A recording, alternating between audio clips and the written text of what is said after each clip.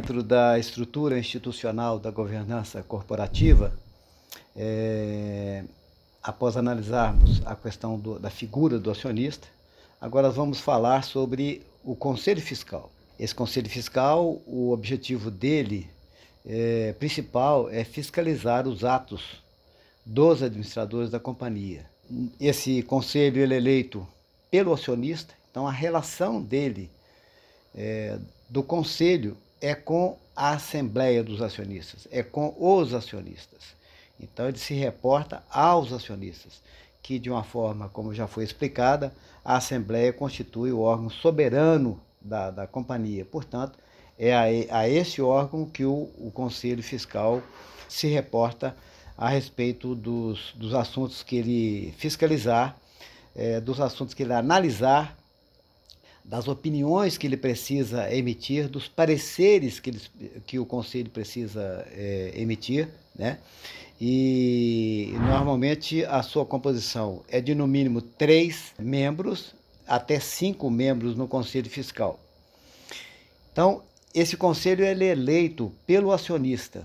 Então, nas Assembleias Gerais, o acionista elege com base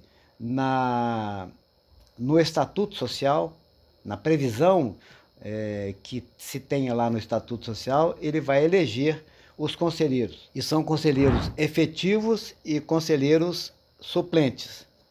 Os efetivos exercem o cargo e os suplentes ficam exatamente na condição de suprir eventual vacância de um ou de outro ou de todos os conselheiros efetivos.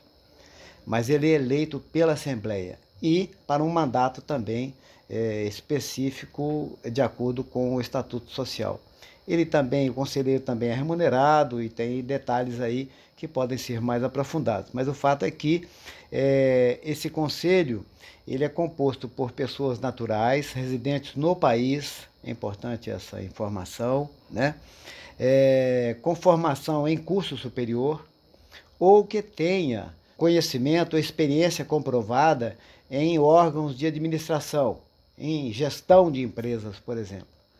E naquelas localidades onde não haja, por exemplo, pessoas com curso superior na sede dessa companhia, o juiz pode suprir essa necessidade, né?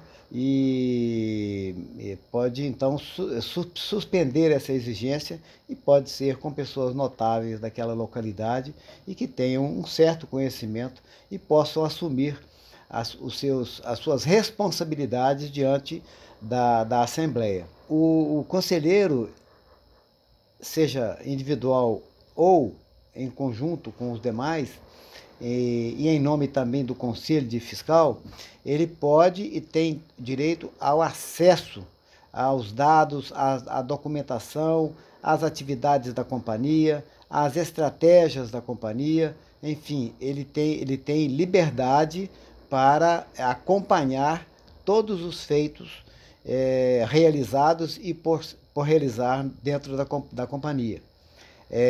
O espectro da sua atribuição é muito amplo. Ele é o olho de alguém que seja independente, que não participe da gestão e que, portanto, ele opina, ele dá o seu parecer, ele emite o seu parecer sobre determinadas questões, principalmente sobre as demonstrações contábeis e financeiras de uma companhia ao final do período anual em que ela apresenta aos acionistas, faz a sua prestação de contas juntamente com o balanço da companhia aos acionistas. Então, antes que isso chegue à Assembleia, há necessidade do Conselho Fiscal examinar as atividades da companhia durante aquele período, examinar os documentos que alicerçaram as movimentações da companhia, sejam econômicos, sociais, ambientais, enfim, de toda a natureza, societários de toda a natureza, e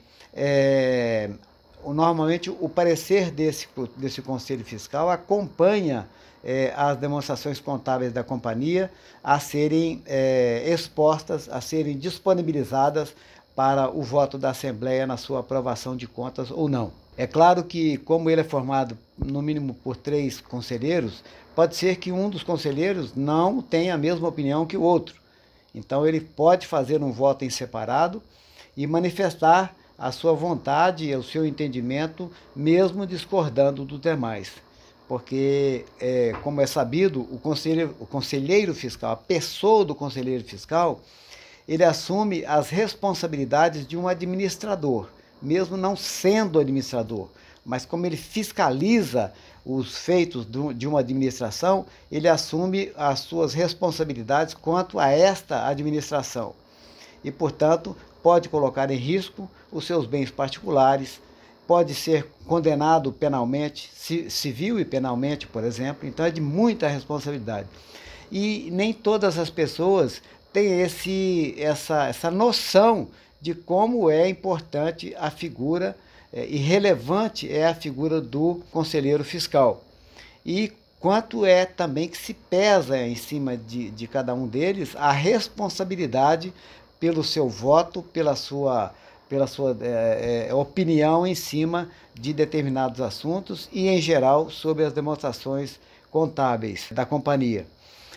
Esse conselho, de acordo com o estatuto, ele pode ser permanente ou não, ou pode ser convocado à medida que haja necessidade. Mas o importante é que ele seja instituído no estatuto para que ele possa ser constituído através, por exemplo, de uma assembleia específica para isso, se ele não for permanente. Se ele for permanente, ele tem o seu prazo de vigência e atua de acordo com o mandato que for estabelecido no estatuto. É bom também notar que alguns assuntos dentro da companhia são muito visados e devem ser muito bem acompanhados pelo conselheiro, como aumentos de capital, a sua própria redução, a questão da política de dividendos, o cálculo desses dividendos, principalmente observando-se os minoritários, a equidade que precisa existir entre direito dos acionistas ordinários e dos preferencialistas. Então, tudo isso é muito importante. Como também é importante a sua participação na dissolução, na liquidação e na extinção de uma companhia.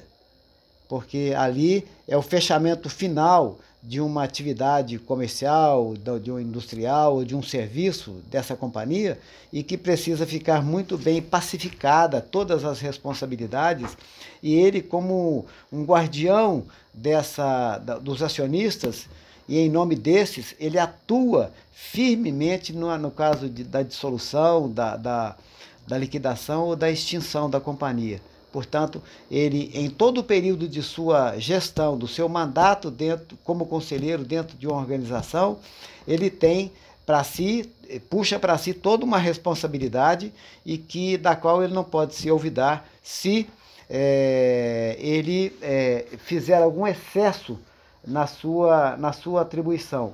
Ou seja, ele não pode ser condenado nem prejudicado pela atuação de um administrador, ou de um diretor, por exemplo, da companhia. Mas se ele for conivente com estes, ele pode também assumir solidariamente a mesma responsabilidade que recai sobre o conselheiro de administração ou mesmo o diretor.